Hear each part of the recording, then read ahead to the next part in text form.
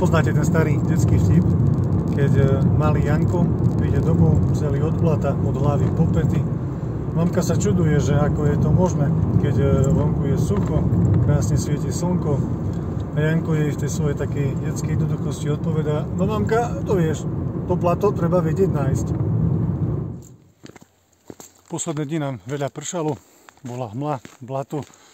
Pýtali sme sa, že kam vlastne môžeme sa ísť zvonku prejsť, doma nám už bolo dlho. Tak, môžeme ostať doma za oknom a hundrať, ako je vonku hnusne, alebo ako v tom vtipe, treba ísť vonku a ten sneh si nájsť.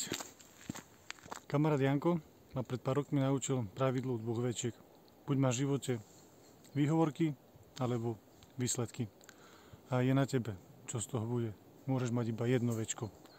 A tak sa môžeme vyhovárať naozaj, že to blato, ten sneh, že tie moje životné ciele, tie moje sny, že sú nereálne, že mám zlú ženu, zlú prácu, zlé možnosti, málo peňazí, alebo začnem pracovať s materiálom, ktorý mám a namiesto výhovoriek sa v mojom živote prejavia výsledky.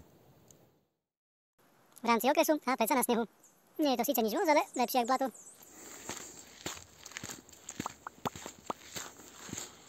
La la la la.